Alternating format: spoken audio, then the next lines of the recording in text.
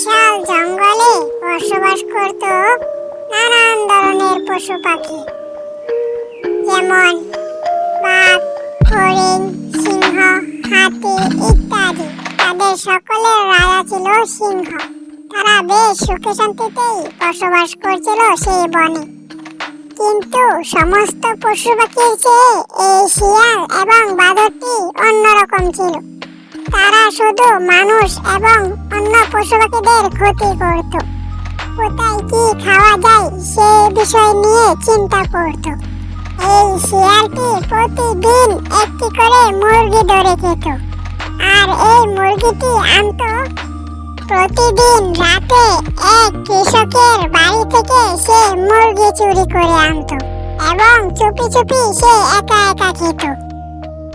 অন্যদিকে খারাপ বাঁদরটি একটি কৃষকের কলা বাগান থেকে রোজ কলা চুরি করে খেত। তারপর একদিন একটি ময়না পাখি সেখান দিয়ে যাওয়ার সময় বাঁদরের এই চুরির কাজটি দেখে ফেলে এবং সোজা তাদের রাজামশাই সিংহের কাছে গিয়ে সমস্ত কিছু খুলে বলে।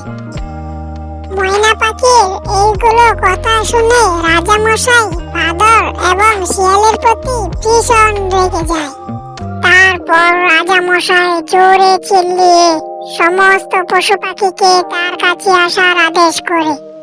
আর তারপর রাজামশাই বলে, এই শিয়াল এবং বাঁদর, তোরা যে ক্ষতি করেছিস তোদেরকে আমি এই জঙ্গল থেকে বের করে দেব, কেননা এই ভুলের ক্ষমা নেই।